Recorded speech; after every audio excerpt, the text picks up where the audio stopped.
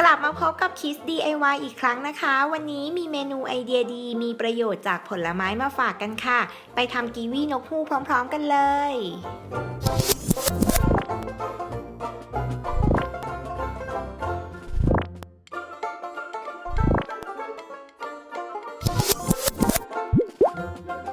หลังจากที่เราละลายช็อกโกแลตเรียบร้อยแล้วนะคะก็มาเตรียมวาดหงอนและขาของนกฮูกกันก่อนค่ะวาดลงบนกระดาษไขแบบนี้นะคะ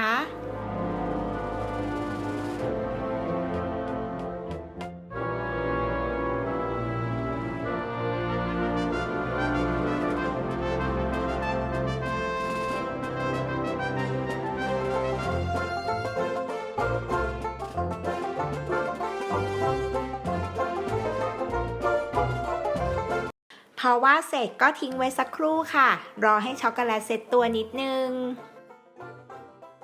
ระหว่างนี้นะคะก็มาเตรียมประกอบร่างกันค่ะตัดกีวีให้เป็นชิ้นบางๆตามแนวขวางแบบนี้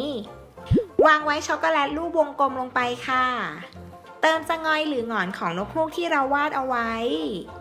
วางช็อกโกแลตเคลือบน้ำตาล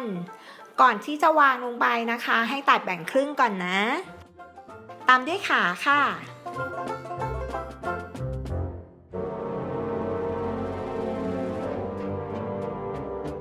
ทีนี้ก็ลงมือเติมตาดำของนกฮูกด้วยช็อกโกแลตที่ละลายแล้วนั่นเอง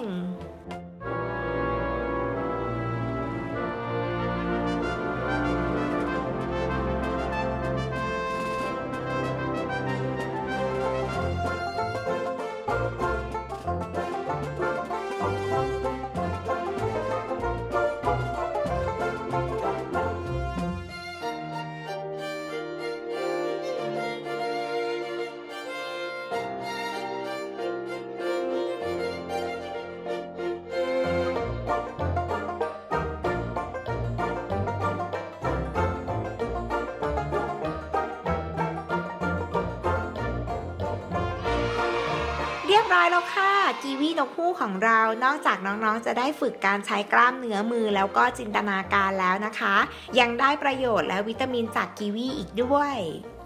ครั้งหน้า Kids DIY จะมีเมนูไหนมาฝากกันอีกนะคะกด Subscribe Kids Kitchen เอาไว้แล้วก็อย่าลืมกดกระดิ่งกันด้วยนะ